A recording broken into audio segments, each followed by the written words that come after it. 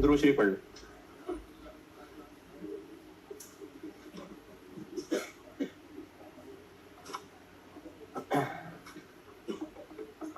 कल सवाल दिया था एक, आवाज ठीक है तो क्लियर नहीं? आवाज मुझे कुछ गड़बड़ लग रही है वैसे।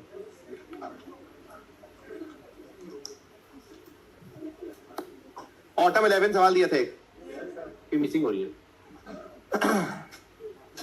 ऑटम 11 वो कर लेंगे अपना काम, तो मेरी बात हो रही। ऑटम 11 में लास्ट सेंटेंस इग्नोर करने का कहा था। उसके अलावा नॉर्मली कॉम को दो मसले होते हैं, वो बता देता हूं अगर किया है। ऑटम 11 इसमें दो मसले जो होते हैं नॉर्मली वो बता रहा हूं। फिर वो जो लास्ट सेंटेंस छोड़ा था, एक मसला ये होता है कि हमने लिमिटिंग फैक्टर, जैसे फुटबॉल चले, पहला फुटबॉल है, फुटबॉल का लिमिटिंग फैक्टर मटेरियल है और मटेरियल है स्क्वायर फुट, तो हमें निकालनी पड़ेगी कंट्रीब्यूशन पर स्क्वायर फुट। तो उसके लिए ये चाहिए कि एक बॉल के लिए कितना स्क्वायर फुट, ये नहीं बताया सवाल में। दो चीजें पता है, 38 क्या है, रुपीज पर यूनिट। ये पहले टेबल के ऊपर जो पहली लाइन लिखी है ना, ये उसके अंदर कहा हुआ है। जो पहला टेबल है वो है कॉस्ट पर यूनिट यानी पर बॉल, तो एक ये है 38। फिर इसके अलावा 95 क्या है,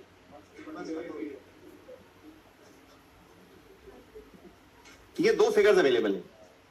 हमें इन दो फिगर्स से फाइंड क्या करना है, यहां पर क्या लिखना है, स्क्वायर फुट पर यूनिट। हमें चाहिए स्क्वायर फुट पर यूनिट। तो इन दोनों से ये चीज कैसे बनेगी, ये इसलिए बता रहा हूं क्योंकि हो सकता है किसी ने तुक्के से भी डिवाइड कर लिया, तो उसकी वजह भी पता होनी चाहिए ना। अगर मल्टीप्लाई कर लिया, अच्छा ये ना शॉर्ट टर्म डिसीजन मेकिंग में खास तौर पे, बाकी भी कॉस्ट में, लेकिन शॉर्ट टर्म डिसीजन मेकिंग में कभी कभी ये मुश्किल आ जाती है कि दो फिगर्स को मल्टीप्लाई करना है कि डिवाइड करना है, तो उसमें ना तुक्के पे ना जाए। उसका अच्छा तरीका यह है कि आप उसकी ना यूनिट की शक्ल बना के देख लें कि वो है क्या, फिर अंदाजा लगाएं। जैसे अगर 95 और 38 को मल्टीप्लाई कर दिया तो रुपीज स्क्वायर बन जाएगा। हमें जो आंसर चाहिए ना, इनको कुछ इस शक्ल में कन्वर्ट करना है। हमें इस आंसर में यूनिट नीचे चाहिए, ये यूनिट नीचे है। हमें स्क्वायर फुट ऊपर चाहिए, या तो इसको पलट लें, यानी 1/95 ये हो जाएगा स्क्वायर फुट ओवर रुपी। और अब इस शक्ल से इसको मल्टीप्लाई करेंगे तो स्क्वायर फुट पर यूनिट निकलेगा, यानी 38 डिवाइडेड बाय 95। तो हमें दो फिगर्स को अगर यूज करना है तो मल्टीप्लाई करना है कि डिवाइड करना है, इसमें ख्याल कर लीजिए, क्योंकि शॉर्ट टर्म डिसीजन मेकिंग में बहुत ज्यादा होगा ये काम। तो उसमें फिर ये जानना जरूरी है कि वो दो फिगर्स जो आपको दी हुई है उनकी पहचान क्या है। उनकी पहचान जबानी सोच लें, चाहे लिख के कर लें, और फिर इसके हिसाब से बनाए जो हमें रिजल्ट चाहिए। तो इसलिए 38 डिवाइडेड बाय 95 करना था। एक ये पॉइंट था इस सवाल में, नहीं समझ आई तो बताएं। दूसरा पॉइंट ये था कि आपको सवाल की रिक्वायरमेंट में एंड पे क्या कहा है, एंड ऑल्सो नेट प्रॉफिट निकालना है। क्वार्टर का, साल का, महीने का, क्या है, साल का। जब साल का नेट प्रॉफिट निकालेंगे तो एंड पे हमें टोटल फिक्स कॉस्ट भी चाहिए। तो टोटल फिक्स कॉस्ट किधर, 4 रुपए पर लेबर आवर है। टोटल तक कैसे पहुंचे, 4 रुपए को टोटल लेबर आवर से मल्टीप्लाई कर देंगे। तो यहां सवाल ये हुआ करता है नॉर्मली, हो सकता है आप में से भी किसी का हो। इमरान है भाई, मुझे लग रहा है मिसिंग हो रही है क्या, ठीक है आवाज। एक सवाल ये हो सकता है, एक सवाल ये हो सकता है, एक सवाल एक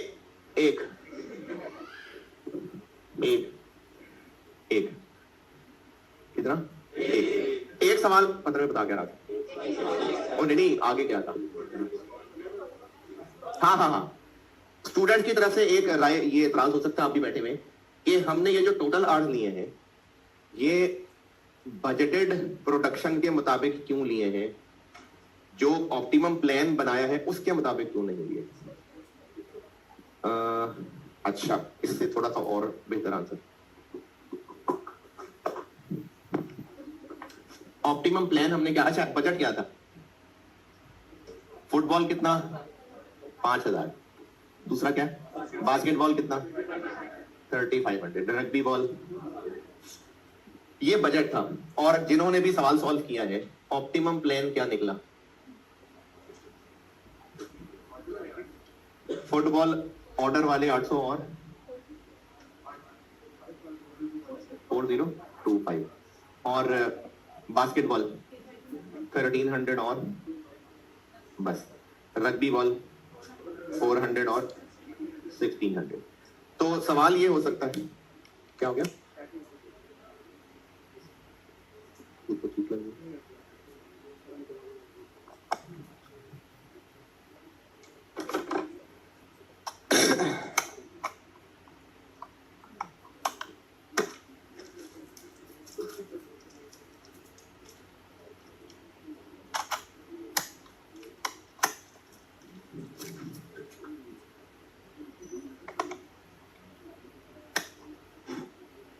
बैटरी पे इसकी लाइट ऑन होगी ना, लाइट तो कोई ऑन नहीं है। इमरान आपसे पूछा मैं यार, पहले तो ये ऑन थी अब ऑन नहीं है लाइट।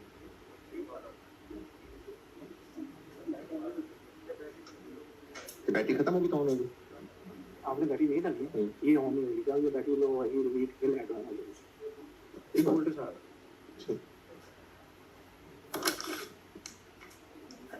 एक सवाल एक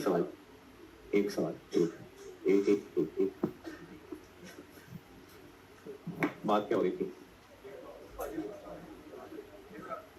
टोटल फिक्स कॉस्ट तक पहुंचना है तो 4 रुपए को मल्टीप्लाई करना है आर से। तो वो आर किस प्रोडक्शन के हिसाब से निकालें, जो ऑप्टिमम प्लान बना है उसके मुताबिक या जो बजट था उसके मुताबिक।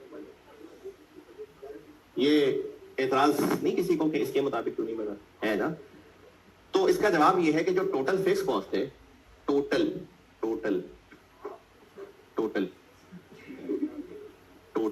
यहां गया ना, जो टोटल फिक्स कॉस्ट है ये है ही टोटल, उसको पर आर या पर यूनिट तो जबरदस्ती बनाया होता है, उसकी असल शक्ल ही टोटल है। तो हमने इसको मल्टीप्लाई नहीं करना, इनफैक्ट हमने ओरिजिनल हालत तक वापस जाना है। ये 4 बना कैसे था, फिक्स्ड OAR निकाला कैसे गया था, बजटेड फिक्स्ड ओवरहेड्स को बजटेड आर से डिवाइड किया हुआ था।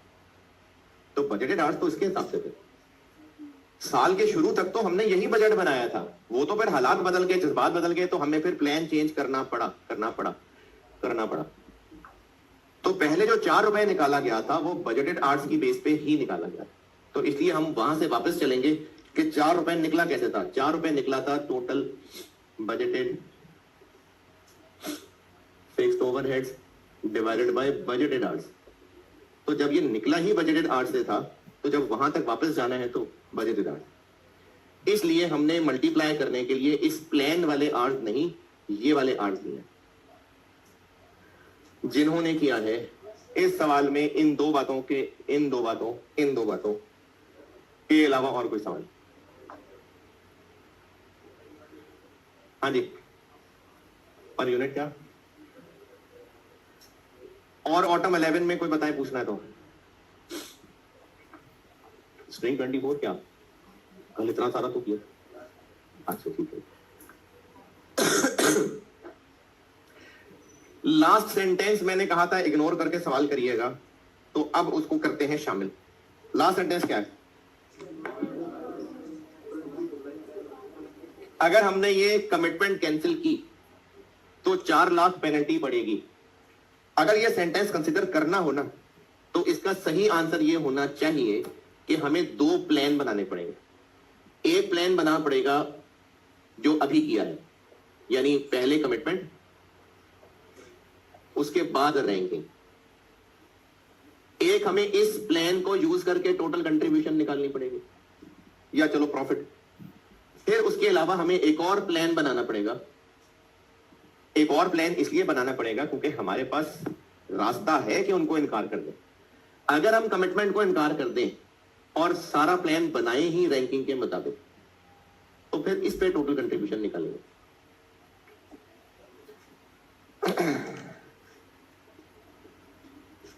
तो इसका तो नहीं मसला है यार।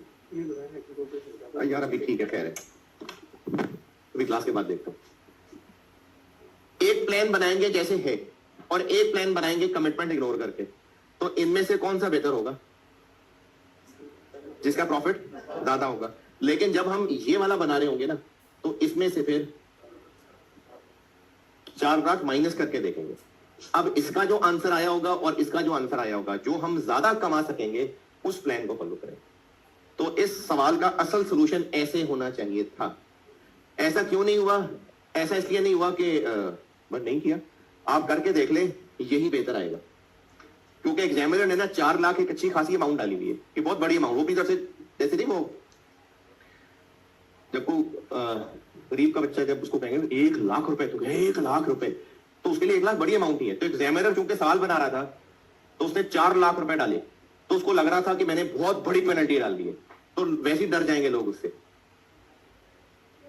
तो इसका मतलब है नहीं हो सकता है कमिटमेंट कैंसिल, लेकिन असल तरीका ये था। और अगर आप इसे सॉल्व कर भी लेंगे तो भी आंसर यही निकलेगा। ये अगर आप दोनों का प्रॉफिट निकाल के देखें तो यही बेहतर निकलेगा। तो इसलिए पीछे सोल्यूशन में किया ही ये हुआ है बस, लेकिन वैसे एग्जाम में इसको ऐसे सॉल्व करना पड़ता। ऑटम 11 में और आपने कुछ पूछना है तो बताएं। अच्छा, लिमिटिंग फैक्टर का एक सवाल होमवर्क कर दें। लिमिटिंग फैक्टर बस बहुत है। अब तीसरी टाइप पे जाने लगा।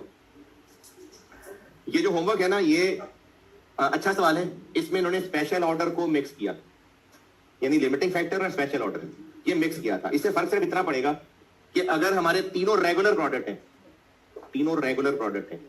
तो तीनों की रेगुलर कंट्रीब्यूशन पर यूनिट निकालनी है।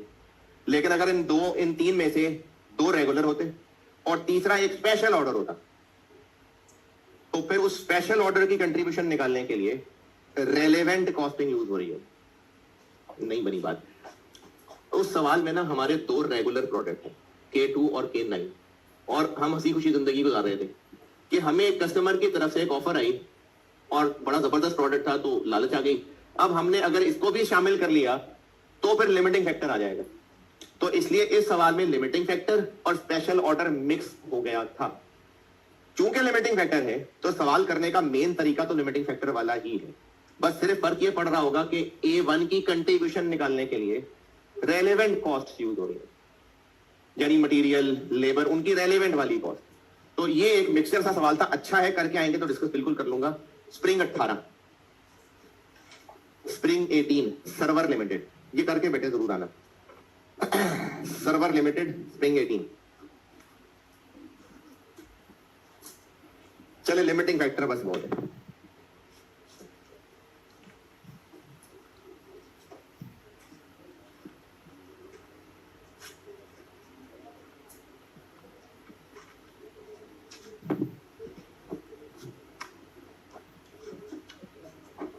पांच में से तीसरा मेक और बाय। मेक और बाय डिसीजंस।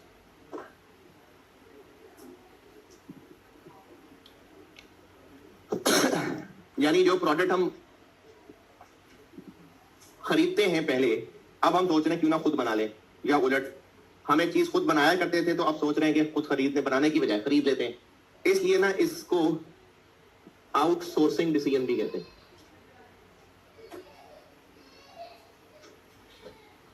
आउटसोर्सिंग क्या होती है? जो काम हम कर रहे थे वो किसी और से करवा लें, आउटसोर्सिंग डिसीजन।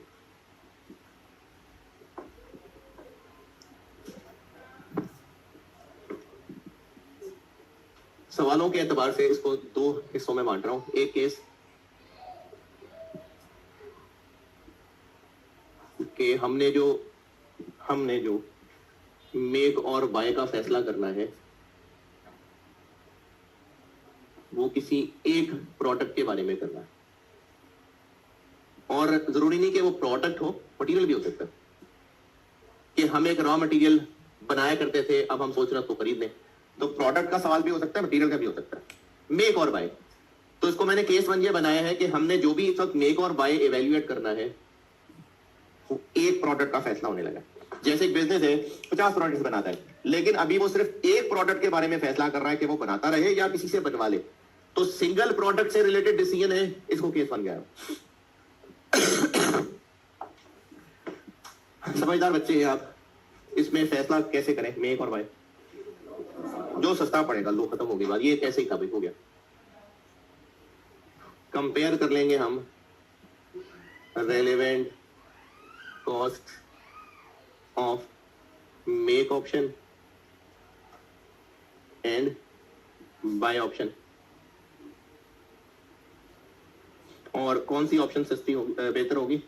जो सबसे सस्ती।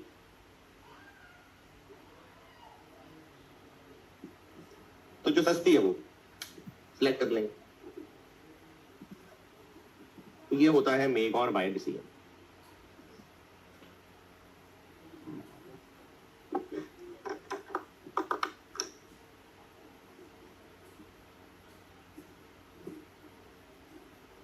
चले सवाल लिखे।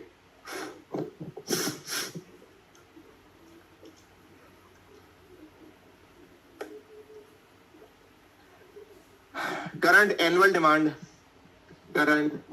demand of product A, current annual demand of product A 10,000 units,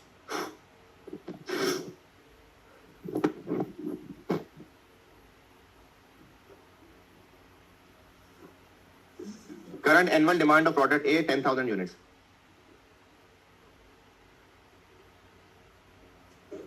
Product A is currently manufactured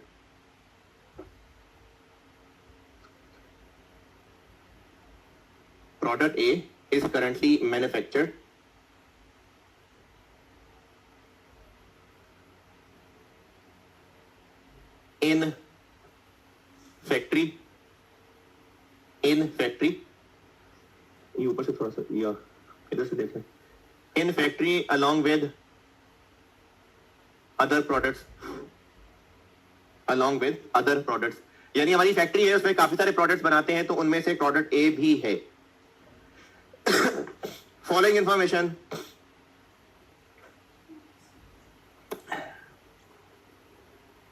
relates to production of product A. नहीं, इसको बढ़ाए ना, ये यहां से कंट्रोल, यार मास्टर कंट्रोल वाला ये तार तो इसमें लगी है ना, ये येलो वाले में। हाँ, इसको थोड़ा सा बढ़ाएं। प्रोडक्ट ए की मैन्युफैक्चरिंग, प्रोडक्ट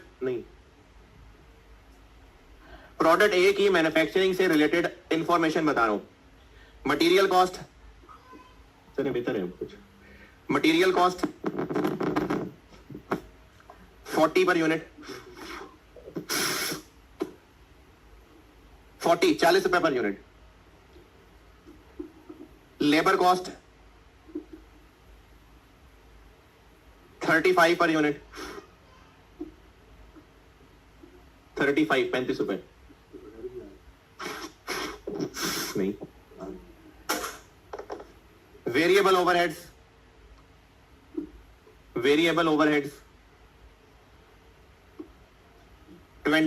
रुपए पर यूनिट। मुझे लिखना पड़ रहा है, मैं इतना खराब है। मटेरियल है 40 पर यूनिट, देख लें। अब कभी है बात, कभी नहीं। अब क्या बताया अभी? अब मटेरियल बताया 40 पर यूनिट, लेबर है 35 पर यूनिट, और वेरिएबल ओवरहेड है 20 पर यूनिट। एलोकेटेड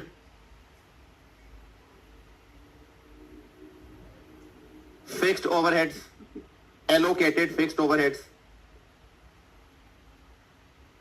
360,000। एलोकेटेड क्या होता है?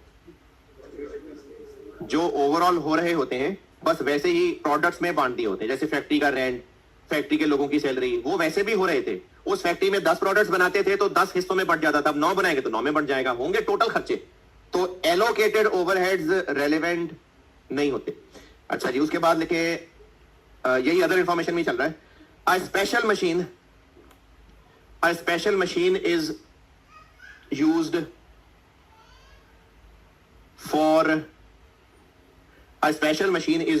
for production of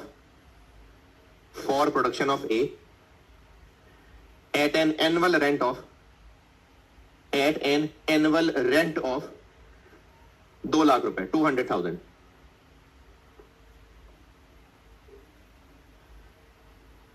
अच्छा जी, ये जो सारी बातें चल रही थी ना, ये था फॉलोइंग इंफॉर्मेशन प्रोडक्शन से रिलेटेड. ये खत्म हो गई बातें. अब उसके बाद लिखे अगले पैराग्राफ में, a supplier has offered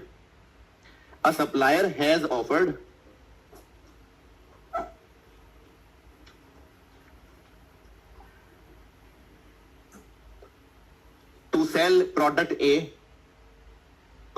product A at a price of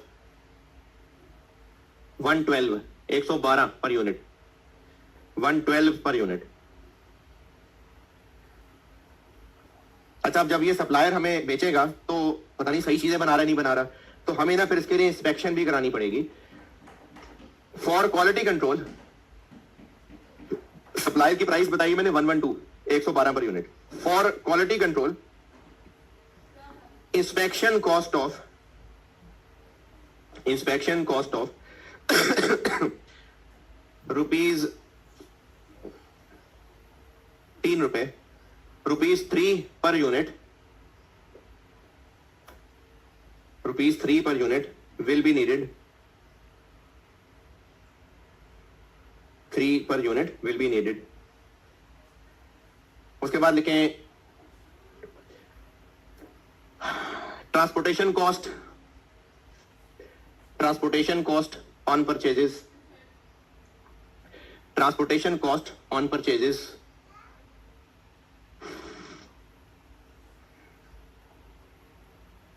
for the year will be incurred at 50,000 रुपए, 50,000. 50,000 रुपए हमें साल की ट्रांसपोर्टेशन कॉस्ट भी खर्च करनी पड़ेगी.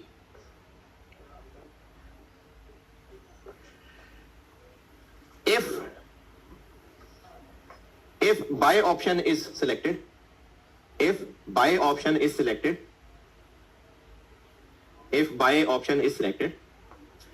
then special machine will not be needed. हम ये स्पेशल मशीन किराए पे लाते ही प्रोडक्ट ए के लिए थे, तो अगर हमने इसको बाय करना शुरू कर दिया तो फिर वो नहीं चाहिए होगी स्पेशल मशीन. ये कौन सी स्पेशल मशीन की बात हो रही है? तो अगर बाय ऑप्शन सिलेक्ट हुई तो special machine will not be needed.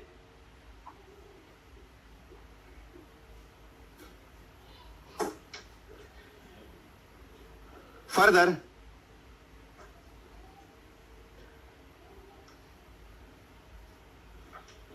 there will be a saving of या reduction of 150,000, 1.5 लाख रुपए in fixed FOH for the year. यानी अगर हमने बाय ऑप्शन सेलेक्ट कर ली तो फिर एक तो स्पेशल मशीन नहीं चाहिए होगी, दूसरा उसके अलावा भी फिक्स्ड एफओएच में 1.5 लाख की कमी आ जाएगी. रिक्वायर्ड है कि हम ये बाय ऑप्शन पे जाएं या नहीं.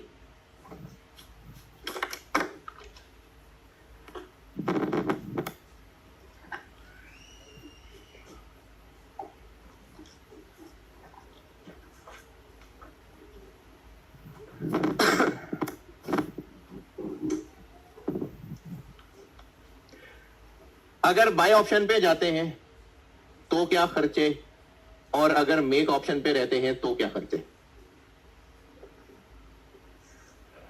चले पहले जो आसान सीधी बात है वो देखते हैं.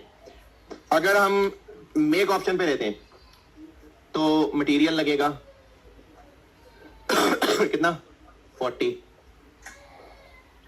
4 लाख, और लेबर लगेगी 350,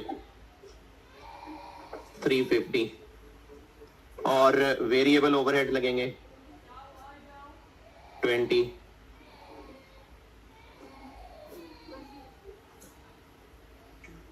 20। और अगर बाय ऑप्शन में जाते हैं कितनी लगेगी? हाँ जी, इंस्पेक्शन पे भी खर्चा करना पड़ेगा 3, और ट्रांसपोर्टेशन पे भी खर्चा करना पड़ेगा 50,000, और बस। अच्छा, मशीन का किराया रेलिवेंट कॉस्ट है कि नहीं? जो मशीन साल का 2 लाख है, 2 लाख। एलोकेटेड फिक्स्ड ओवरहेड्स नहीं, क्यों? और क्या, कितनी?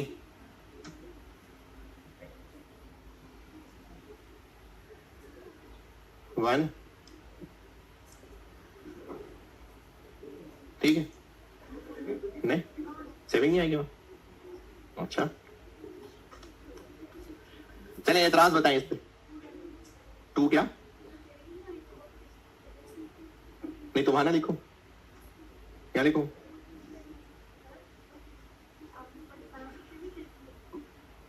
उसमें से तो मैंने नहीं कहा कि उसमें से हो रही है, मैंने तो कहा है कि टोटल फैक्ट्री ओवरहेड्स में 1.5 लाख की कमी हो जाएगी इसकी वजह से। हाँ जी, ठीक है, ये या इस पे एतराज है कोई? नहीं, ठीक,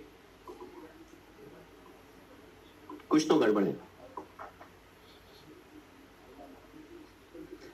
हाँ, तो क्या करूं? नहीं, ये ठीक है, या इसके फिक्स कॉस्ट लेते ही नहीं है भैया। अगर रेलिवेंट है तो बिल्कुल लेते हैं, कोई इतराज नहीं। हाँ, रेंट का क्या, यहां से लेस। हाँ, अगर हम बाय ऑप्शन पे जाएंगे, अगर बाय ऑप्शन पे जाएंगे तो वो जो मशीन रेंट पे लाते थे वो चाहिए होगी अब, तो वो जो रेंट बचेगा वो यहां ना दिखाओ, स्टार्ट पे देखना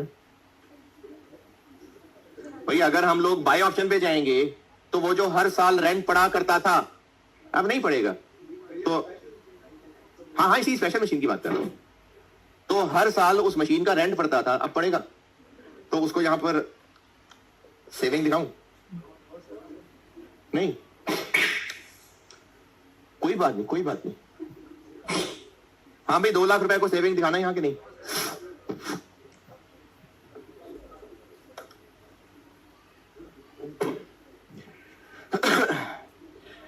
नहीं दिखाना, तो वो जो पहले सीखा था कि इसकी वजह से फलाना खर्चा होना था, बच जाएगा, तो वो अब क्यों नहीं आए? हाँ तो नहीं होगा तो बचत नहीं आएगी। हाँ, मैं कह रहा हूं बाय ऑप्शन पे अगर जाते हैं, अगर बाय ऑप्शन पे गए तो वो जो हर हम पहले प्रोडक्ट ए बनाते थे हर साल के नहीं बनाते थे, तो हर साल रेंट बढ़ता था। बाय ऑप्शन पे जाएंगे तो जो रेंट बढ़ता था वो बच जाएगा। तो उसको यहां सेविंग दिखाएं कि ना दिखाएं? भाई हर साल बढ़ता था, हमको नया प्रोडक्ट तो नहीं सोच रहे लॉन्च करने के लिए, हर साल बनता था ए, तो सेविंग आएगा, आएगा। हाँ हाँ, तो अच्छा, जिनको लगता है नहीं आएगा तो क्यों नहीं आएगा? हाँ, तो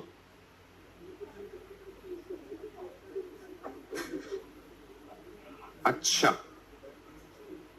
हम अगर बाय ऑप्शन पे जाएंगे तो ये प्रोडक्ट ए हम पहली दफा लॉन्च करने लगे और ये बस चेक कर रहे हैं कि यहां से करें कि वहां से करें। हम हर साल बनाया करते थे, हर साल मशीन का रेंट पड़ा करता था। बाय ऑप्शन पे जाएंगे तो नहीं पड़ेगा, तो वो यहां बचत नहीं आएगी। तो फिर मटेरियल लेबर को भी बचत दिखा लेना। वो जो मटेरियल लेबर लगता था अब वो नहीं लगेगा, तो उसको भी यहां बचत दिखा लो। पहले लगता था अब नहीं लगेगा, उसको भी दिखाओ बचत। नहीं, तो वो जो पहले सीखा था कि फलाने की वजह से ये नहीं होगा तो बचत, तो फिर वो क्या था?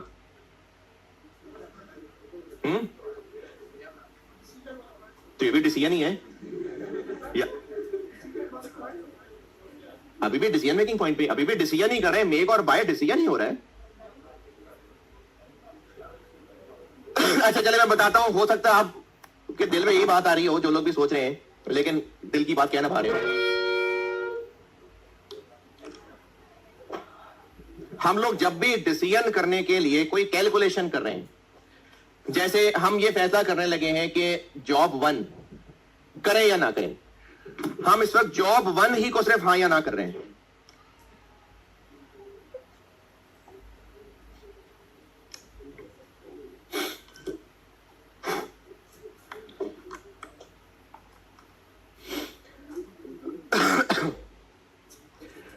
अगर हम लोग जॉब 1 नहीं है आवाज, अगर हम लोग ये फैसला कर रहे हैं कि जॉब 1 करें या ना करें, जो पहले भी कर रहे थे, तो हम इस जॉब 1 को करेंगे ना, तो इससे 7 का इनफ्लो होगा।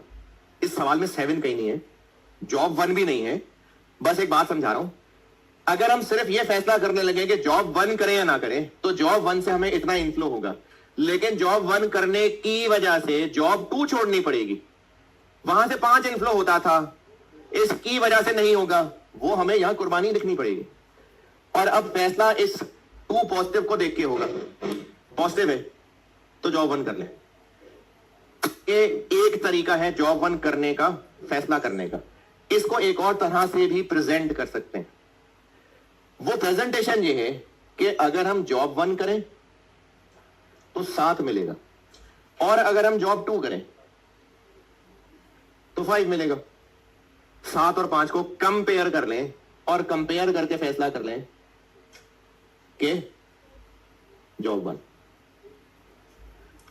अब जब अच्छा दोनों में कितना फर्क है, 2 का, तो जो हम लोगों ने फैसला करना है ना, हम उसको प्रेजेंट कैसे कर रहे हैं। सिर्फ जॉब 1 करने की बात हो रही, हम जॉब 1 करेंगे, जॉब 1 करेंगे करके छोड़ेंगे जॉब 1। अगर हम जॉब 1 करेंगे, जॉब 1 करेंगे ना, हम जॉब 1 करेंगे, तो उसको एक तरीका यह है प्रेजेंट करने का कि जॉब 1 से जो मिलेगा उसको तो इनफ्लो लिख रहे हैं, इसकी वजह से जो जो काम छोड़ना पड़ेगा उसको एज अ कुर्बानी या बचत इसी के अंदर शामिल कर रहे हैं, और नेट आंसर देख के फैसला कर रहे हैं। इस फैसले को करने का, इसको प्रेजेंट करने का एक ये तरीका भी हो सकता था कि हम ऑप्शंस कंपेयर कर लें, इसको अलग सॉल्व करें, इसको अलग सॉल्व करें, और दोनों को कंपेयर करके फैसला कर लें। अगर हमने ऐसे किया कि जॉब 1 करेंगे तो जॉब 2 नहीं हो रही होगी, और जॉब 2 करेंगे तो 1 नहीं हो रही होगी, तो ऐसी हरकत करने से दोनों ऑप्शंस में हमने कितना फर्क क्रिएट कर दिया, 4 का। हमने डबल कर दिया उसका इफेक्ट क्रिएट। ये -2 हो गया ना, +2 और -2 में कितना फर्क है, 4 का फर्क है। यानी हमने दोनों ऑप्शन में डबल क्रिएट कर दिया फर्क। तो हमने सवाल कैसे प्रेजेंट करना है, अगर हम किसी एक ऑप्शन का करना अपने सॉल्यूशन में कर रहे हैं, तो उसकी वजह से जो जो कुर्बानियां करनी पड़ेंगी वो यहां पर बिल्कुल आएगी एज अ कुर्बानी या बचत। लेकिन अगर हम जॉब्स को अलग अलग सॉल्व कर रहे हैं और फिर उनके कंपैरिजन के ऊपर फैसला करने लगे हैं, तो फिर एक जॉब को सॉल्व करते हुए दूसरी ऑप्शन का ना होना नहीं मिक्स कर देना, वरना हम डुप्लीकेशन कर जाएंगे। जिस जिस जॉब को सॉल्व कर रहे हैं उसमें जो है लिखना है, जो नहीं है वो नहीं लिखना है। अगर हम लोग इस सवाल को ऐसे सॉल्व कर रहे होते हैं ना कि हम सिर्फ ये सॉल्व करते, बस सिर्फ ये, तो हम बाय के खर्चों को लिखते, और अगर बाय करेंगे तो मेक नहीं कर रहे होंगे, तो मेक ऑप्शन के खर्चों को एज अ बचत से दिखाते, फिर देखते एंड आंसर नेट क्या है। लेकिन हम सवाल प्रेजेंट कर रहे हैं ऐसे, बाय ऑप्शन अलग, मेक ऑप्शन अलग, तो फिर एक को सॉल्व करते हुए दूसरे का ना होना एज अ बचत या सेविंग नहीं दिखाना, बस जिस ऑप्शन में जो है वो लिखना है। जैसे मशीन का रेंट इधर है इधर नहीं है, तो जहां है वहां खर्चा लिख दिया, जहां नहीं है वह नहीं लिखा। कितना डिफरेंस क्रिएट हो गया, 2 लाख का। जहां था वहां लिख दिया, जहां नहीं था वहां नहीं लिखा। अगर वहां 2 लाख भी लिख दें, यहां 2 लाख की बचत भी दिखा दें, तो उस एक ही चीज पे हमने 4 लाख का फर्क क्रिएट कर दिया। तो इसलिए इस सवाल में हम 2 लाख को वहां लिख रहे हैं, यहां नहीं लिख रहे हैं, क्योंकि हम प्रेजेंट ही सवाल को ऐसे कर रहे हैं कि जिन 2 ऑप्शंस को कंपेयर कर रहे हैं उनको अलग अलग सॉल्व करके दिखा रहे हैं। तो एक का सोल्यूशन करते हुए दूसरी ऑप्शन जो प्रेजेंट कर रहे हैं उसका ना होना इधर एज अ सेविंग या कुर्बानी नहीं लेना। समझ आई बात? तो अपने आप को समझाएं फिर ये बात, ये फरवरी में नहीं समझ आई? नहीं, अभी मैंने साल पूरा नहीं किया। हाँ, हो गया। 150,000 को हम वहां क्यों लिख रहे हैं? क्योंकि मेक ऑप्शन में ये सेविंग नहीं होती थी, यहां पर होगी। अच्छा, इस 1.5 लाख को ना 2 तरह से डील कर सकते हैं। अगर बाय ऑप्शन में गए तो इतना खर्चा बचेगा, तो आप ये भी कर सकते हैं कि यहां पर उसको एज अ बचत ले लें, और ये भी कर सकते हैं कि बाय ऑप्शन में बचेगा, इसका तो पहले होता था ना, तो मेक ऑप्शन में 1.5 लाख का खर्चा लिख लें और बाय ऑप्शन में कुछ ना लिखें। ऐसे भी कर सकते हैं, बाय ऑप्शन की वजह से इतना खर्चा बचेगा। आप ऐसे भी कर सकते हैं कि यहां ना लिखें वहां लिखें, यानी पहले खर्चा होता था अब नहीं होगा। तो ऐसे भी कर सकते हैं कि 150 यहां ना लिखें और वहां 150 एज अ खर्चा लिखें, ये ऐसे भी डील कर सकते हैं। लेकिन एलोकेटेड फिक्स्ड ओवरहेड्स नहीं होते रेलिवेंट, क्योंकि एलोकेटेड हम कहते ही उनको हैं जो असल में भी टोटल होने थे, बस पहले वो 10 प्रोडक्ट्स को डिवाइड होने थे, अब 9 को हो जाएंगे। तो एलोकेटेड फिक्स्ड ओवरहेड्स रेलिवेंट खर्चा नहीं हुआ करता।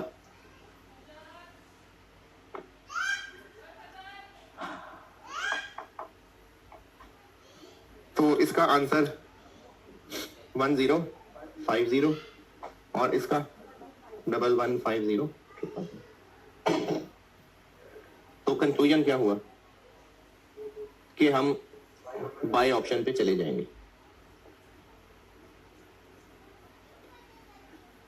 तो मेक और बाय सिंगल प्रोडक्ट अगर, तो उसका तरीका यह है कि मेक ऑप्शन बाय ऑप्शन दोनों की अपनी अपनी रेलिवेंट कॉस्ट लिखें और फिर देख लें कौन सा सस्ता पड़ रहा है। ये जो भी इतना जोर लगा के वहां बात समझाइए ना, ये अपने आप को कुछ ना कुछ लिख के समझाएं कि आपको फरवरी में अपनी अंग्रेजी पढ़ के पता लगे कि क्या बात हुई थी।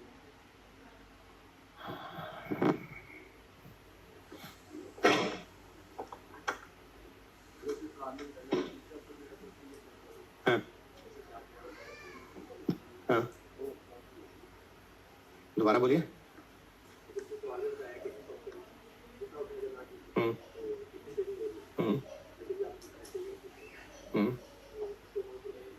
तो किया है ना अकाउंट पर, तो खुद ही बताया था, खुद ही तो बताया था कि अगर बाय ऑप्शन पे गए तो 1.5 लाख की एफएक्स एफएच में बचत होगी। तो हाँ बताया था, तो लिखा है ना। और कौन सा है ना बताया हो तो?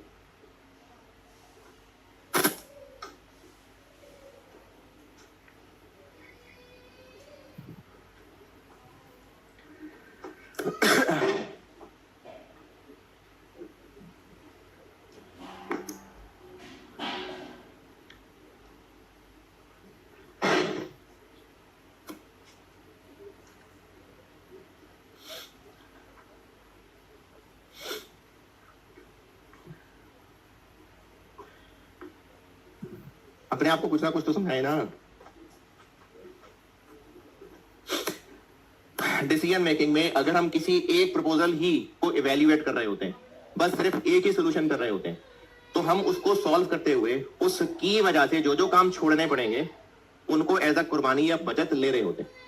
लेकिन अगर हम सवाल में मल्टीपल ऑप्शंस को अलग अलग सॉल्व कर रहे हैं, क्योंकि एंड पे कंपेयर करना है, तो फिर जितने भी ऑप्शंस हम प्रेजेंट कर रहे हैं, एक ऑप्शन को सॉल्व करते हुए दूसरी ऑप्शन का ना होना एज अ सेविंग या कुर्बानी नहीं दिखा, वरना डुप्लीकेट हो जाएंगी चीजें।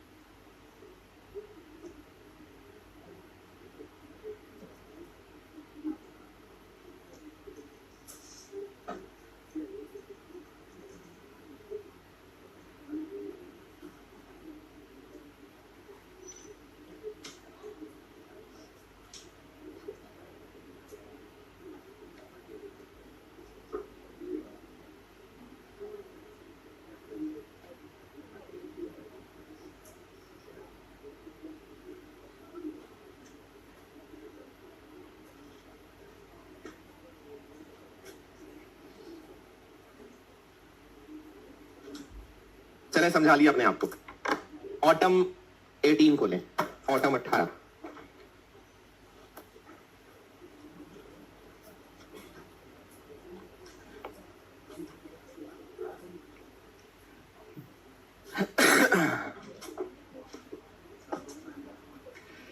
हाँ यार गर्मी लग रही है मुझे भी, नूर गर्मी लग रही है यार, एसी अच्छा है मेरे को।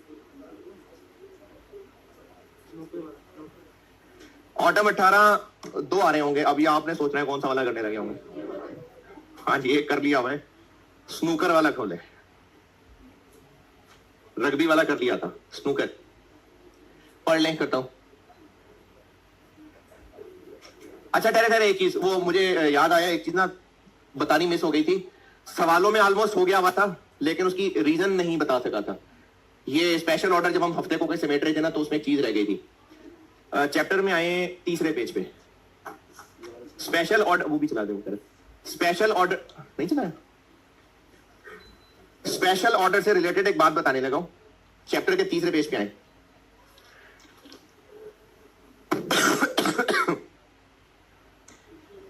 चैप्टर के तीसरे पेज पे पहुंचे। अच्छा चलें, जो कहता हूं पढ़ने को वो तब पढ़िएगा, पहले सुन लो। हमें स्पेशल ऑर्डर के लिए एक मशीनरी चाहिए और वो हमारे पास ऑलरेडी है, यानी हमारी वो ऑलरेडी मशीनरी है। तो उस मशीनरी की रेलेवेंट कॉस्ट क्या होगी?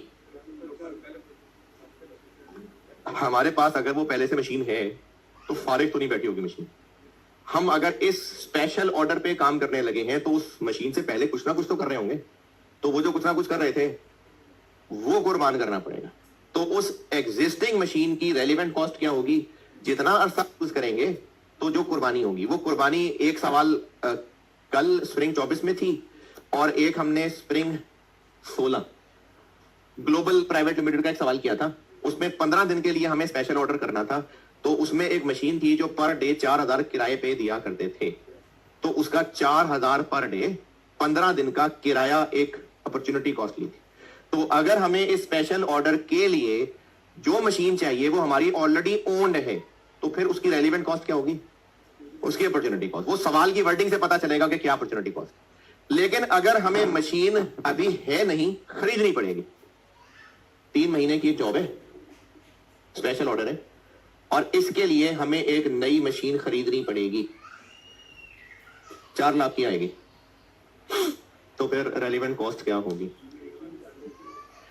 हम अगर इसको 4 लाख का खरीदेंगे ना, बेशक इसके लिए खरीदेंगे, लेकिन खरीदेंगे तो फिर क्योंकि ये एक लॉन्ग टर्म चीज है तो हो सकता है फिर हम इसको आइंदा भी अपने पास रखें।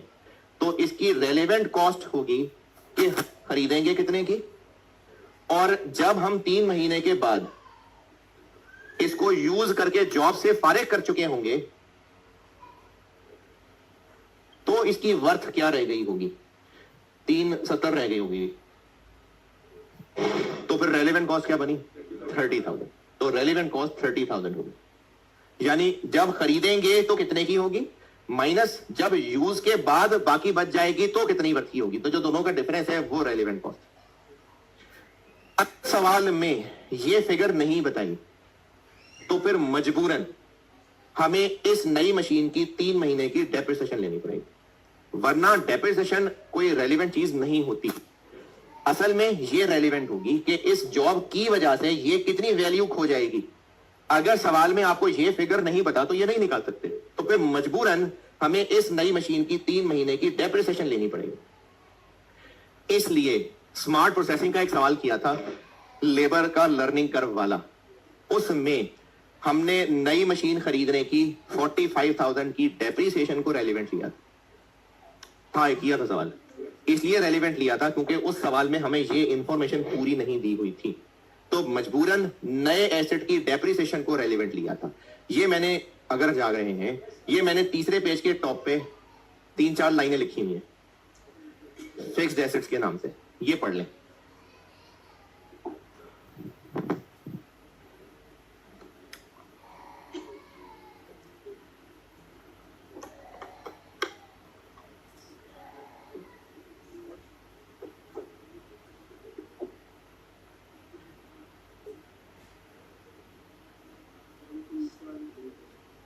वाला बताएं, तो भी यही बात ही होगी ना। हाँ तो भी यही बात होगी, तो फिर उसको मैं ये पीपी वगैरह नहीं कह रहा हूँ ना। हमें इस प्रोजेक्ट के लिए, फिर तो समझिए इस प्रोजेक्ट के लिए एक मटेरियल चाहिए, फिर तो इस्तेमाल करेंगे फेंक देंगे, तो फिर जितने का खरीदेंगे वही रेलिवेंट कॉस्ट होगी। हाँ जी, ये 2-3 लाइनें कहा था पढ़ने को। चले अब पढ़ लें ऑटम 18 करता हूँ। स्नूकर प्राइवेट लिमिटेड सवाल पढ़ लें, करता हूँ।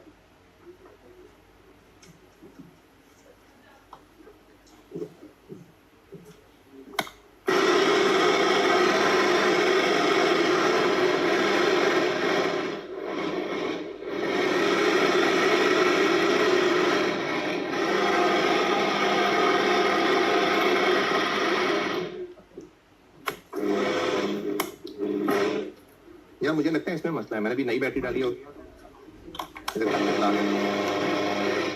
मैंने नई बैटरी डाली।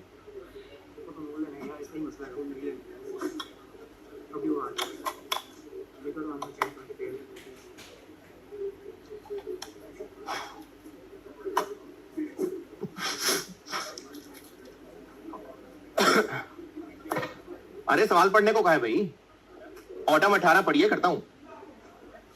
स्नूकर प्राइवेट लिमिटेड पढ़ लीजिए।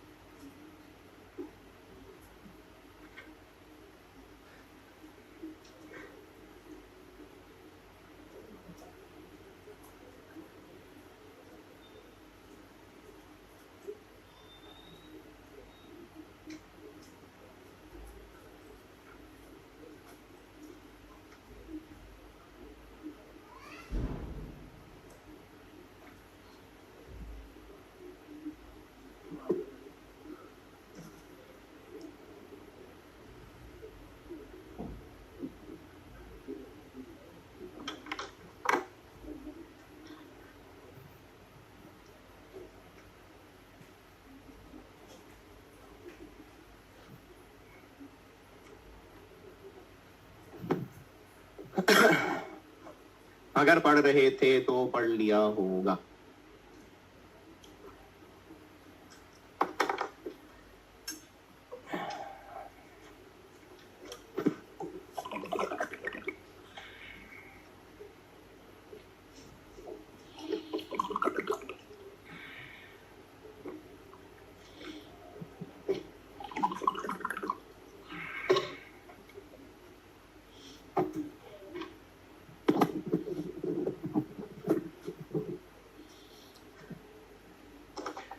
कैसे पता, इस टॉपिक का सवाल है। एक तो डेटा से आइडिया हो रहा है कि हम लोग बीटा बनाया करते हैं और अभी एक सप्लायर ने ऑफर किया है और सवाल में पूछा यह है कि बताएं बीटा को आउटसोर्स करें या ना करें। कैसे पता ये सिंगल प्रोडक्ट, भाई बीटा की बात हो रही है तो बीटा से रिलेटेड ही डिसीजन है। मेक ऑप्शन और फिगर्स बड़ी बड़ी है, मुझे बताएं तो मिल गया।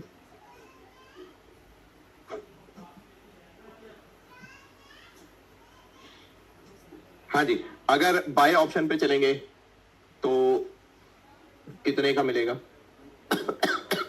7000 इंटू कितने बीटे?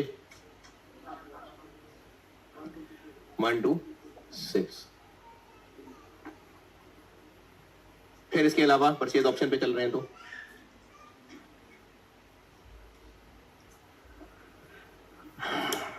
चले, गुम हो गए।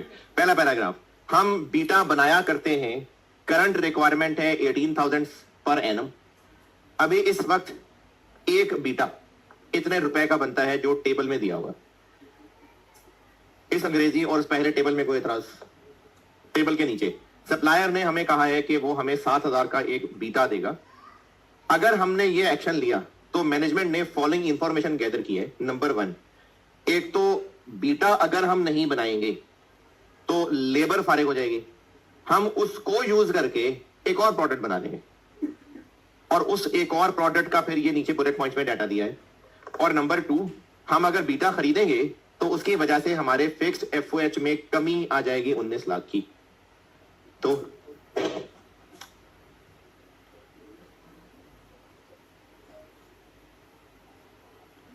$1.9, और अगर हम बीटा बनाते जाएं तो टोटल लेके भी कर सकते हैं, लेकिन वो खाली खाली सूना सूना लगेगा। तो मटेरियल लेबर ओवरहेड्स अलग अलग लिख लेते हैं। मटेरियल कितना 3670 इंटू 18,000, लेबर 1040 इंटू 18,000, और वेरिएबल ओवरहेड्स 770 इंटू 18,000, 6606 18.72,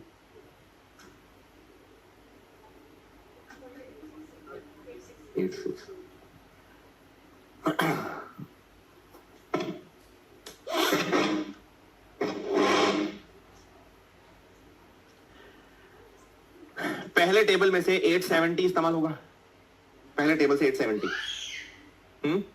नहीं। पॉइंट नंबर 1 के अलावा बाकी जितना कुछ सवाल में लिखा है इस पे कोई एतराज? चले पॉइंट 1 पे गौर करते हैं। अगर हमने बीटा बनाना छोड़ दिया तो जो उससे लेबर फारिग होंगे हम उनसे फिर फारिग बैठाने की बजाय उनसे जी बनवा लेंगे, और जी बना के बेचेंगे तो कुछ कमा लेंगे। तो ये जो हमें एक फायदा होगा बाय में, और उसको हम यहां पर एज अ फायदा दिखाएंगे। जी बना के जितना प्रॉफिट कमा लेंगे या जी बना के जितनी कंट्रीब्यूशन कमा लेंगे? क्यों? क्योंकि उसी फैक्ट्री में फिक्स कॉस्ट तो होनी है, तो जी बना के जितनी कंट्रीब्यूशन कमा लेंगे, कंट्रीब्यूशन ऑन जी।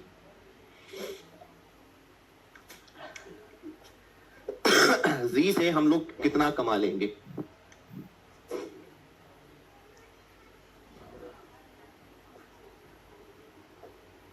एक जी कितने का बेचेंगे?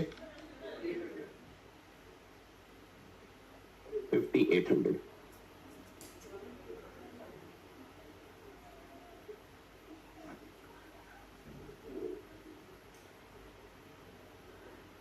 अच्छा, आपने ना टेस्ट को इतनी लिफ्ट करानी छोड़ दी वैसे, लेकिन चलो जो भी 20-22 लोग भी दे रहे हैं, स्पेशल ऑर्डर लिमिटिंग फैक्टर तक कर लें।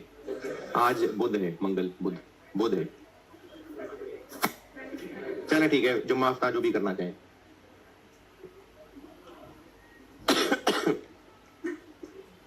मटेरियल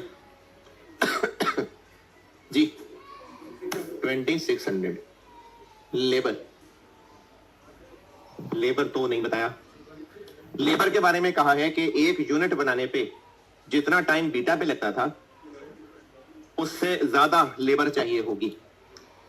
तो 1040 इंटू 1248, वेरिएबल ओवरहेड 480, 1472 यहां लिख दूं, वो तो पर यूनिट है। तो टोटल कितने जी बना लेंगे? करें सब कोशिश, देखें कितने जी बना लेंगे।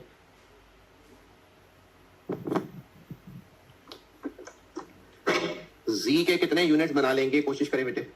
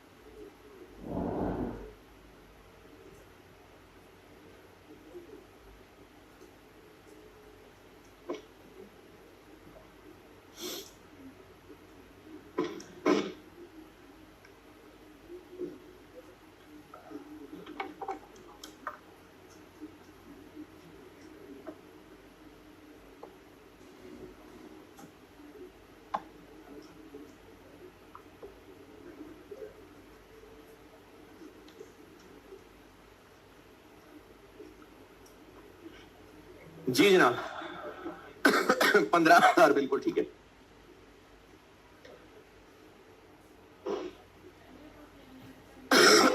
कैसे 15,000? 18,000 डिवाइडेड बाय 1.2। अच्छा, और कोई तरीका लगाया हो किसी ने?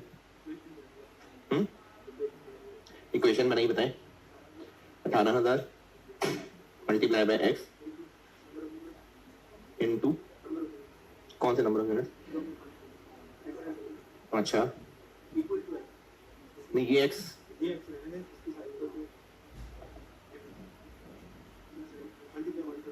1.2 एक्स आ गया ना? X.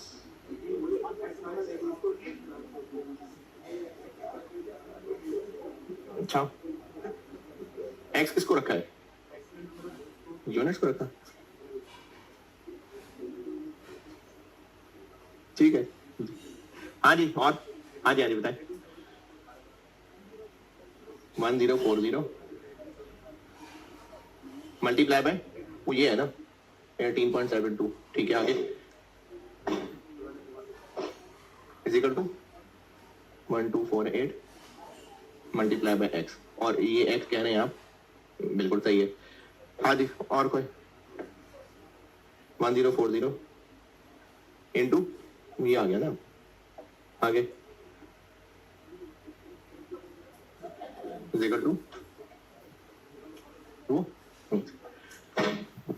चले सही है। अच्छा, ये किसी के जहन में तो आया होगा किसी के कि अगर जी पे 20% टाइम ज्यादा लगेगा तो इसका मतलब इसके यूनिट्स 20% कम बनेंगे। तो 18,000 इंटू 0.8 144, तो ये नहीं किसी के भी दिल में आया होगा? आया है ना? नहीं आया होगा, बिल्कुल रिकॉर्डिंग वालों में भी आया होगा। तो ये गलत इसलिए है क्योंकि 20% टाइम की बात हो रही है, यूनिट्स 20% की बात नहीं हो रही। 18,000 इंटू 0.8 करना मतलब है कि 18,000 में 20% यूनिट्स कम बनेंगे। तो यूनिट्स का तो बात ही नहीं थी 20% की, बात थी टाइम की हो रही है। तो यूनिट्स के 20% नहीं है, टाइम का 20% है। तो इसलिए हम वो यूनिट्स पे 20% नहीं लगा सकते। ये जो डिवाइडेड बाय 1.2 किया है सही है, बिल्कुल ठीक है। वैसे समझने में और मुझे समझाने में भी जो सबसे आसान बात है वो ये है कि जितनी देर में बीटा बनता था उतना ही टाइम है उनके पास पूरे, क्योंकि बीटा बनाना छोड़ेंगे तो फारिग होंगे, तो उतने ही साल के टाइम में उन्होंने जी बनाना है। तो इसका मतलब पहले भी उनके साल की जो टोटल लेबर कॉस्ट थी वो अब भी उतनी ही रहेगी, लेकिन अब वो उतनी कॉस्ट में कितने जी बना देंगे? एक जी पे इतनी लेबर कॉस्ट इनटू जी के यूनिट्स, तो जितने यूनिट्स बनाएंगे टोटल कॉस्ट यही बनेगी। तो यहां से यूनिट्स निकालने के लिए डिवाइडेड बाय 1278 करना पड़ेगा। नहीं समझ आई? ये 18.72 कैसे बना है? बीटा के एक यूनिट पे लेबर कॉस्ट इनटू बीटा के यूनिट्स, तो जी की भी टोटल कॉस्ट अब भी इतनी ही आएगी। क्यों अब भी इतनी आएगी? क्योंकि उन लोगों के पास टोटल साल में उतने ही आर्ज हैं, जितना फारिग हुए हैं उसी काम में उन्होंने जी बना देना है। तो इसका आंसर अब भी इतना ही आना है, यानी जी के यूनिट्स इनटू जी के एक यूनिट की लेबर कॉस्ट। तो ये टोटल कॉस्ट अब भी इतनी ही बनेगी, इसलिए डिवाइडेड बाय इससे करेंगे तो जी के यूनिट्स निकलेंगे। और अगर ये भी नहीं पसंद आया तो एक और बात कोशिश करते हैं, 18,000 यूनिट्स इनटू एक्स,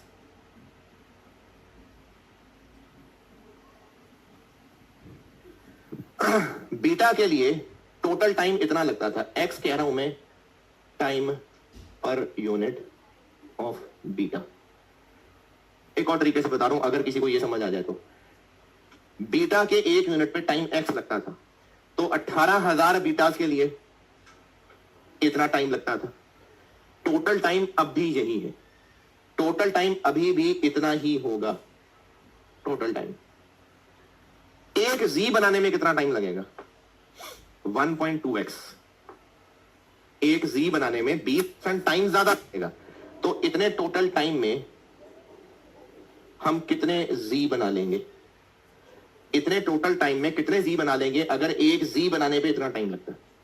तो ऐसे भी निकाल सकते हैं। और भी अगर किसी ने तरीका देखा है तो वो भी बता दे। मेरे ख्याल में इसके अलावा क्या होगा, ये होगा। तो टोटल यूनिट्स जी के बनाएंगे 15,000 और 15,000 बना के टोटल कंट्रीब्यूशन कितना कमा लेंगे?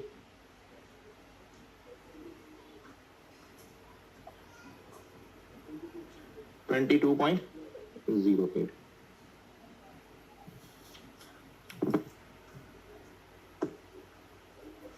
तो 22.08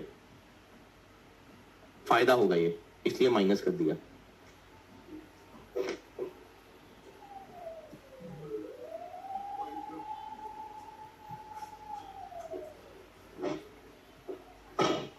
$96.4। तो कंक्लूजन क्या हुआ कि सप्लायर को कहेंगे नो थैंक्स, हम लोग मेक ही करते रहेंगे।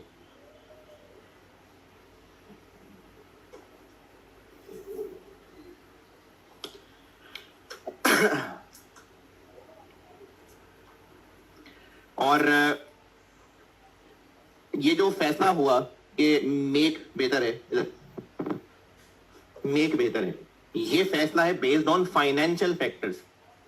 कोई नॉन फाइनेंशियल फैक्टर्स भी हो सकते हैं, यानी रुपए पैसे के अलावा कोई और फिक्रें ये फैसला करते हुए।